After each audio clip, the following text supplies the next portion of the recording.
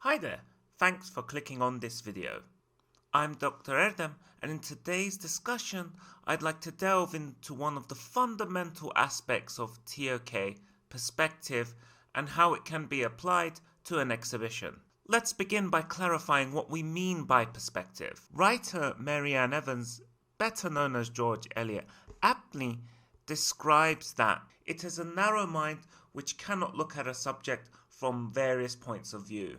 This underscores the importance of maintaining perspective as a key element in our discussions and thoughts about the world. The way you or others perceive the world is fundamentally shaped by personal experiences and individual viewpoints. Some argue that this subjectivity implies a lack of objectivity, a point worth contemplating in TOK. However, understanding our own subjectivity can be the first step towards objectivity. Now, let's consider a real-life example to contemplate the role of perspective in TOK.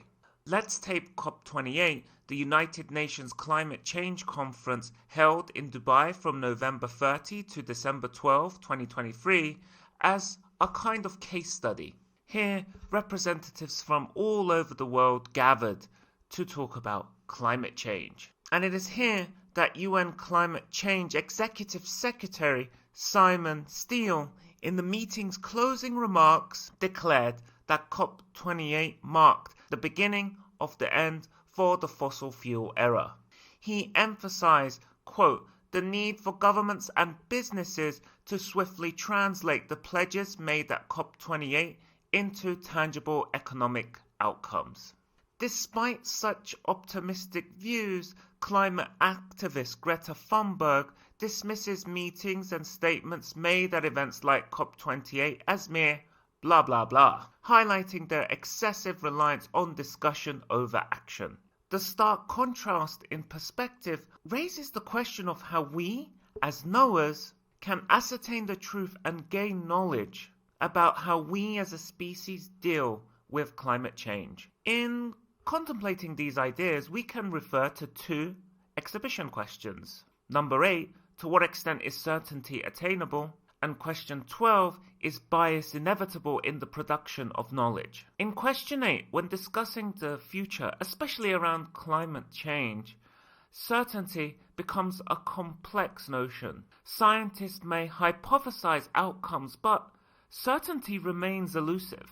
That is why in Steele's perspective, there is this need to enact change within the confines of the real world. On the other hand, Thunberg's certainty in her comments reflects her perspective on political inaction regarding climate change. This in turn prompts us to consider pragmatic alternatives within our current political landscape. Regarding question 12, it does seem that biases stem from individual perspectives.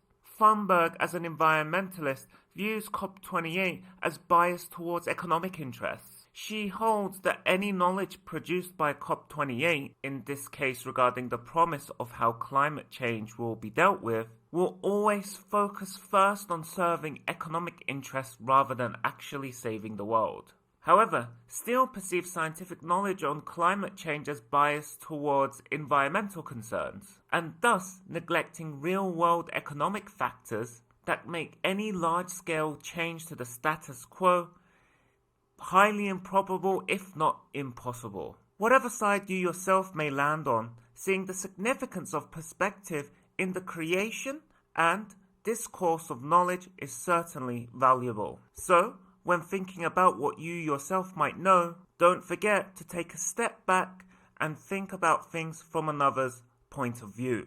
I've been Dr. Erdem, and thank you for watching this video. If you have any queries or questions, please feel free to contact CANA at canaelite.com. Happy learning!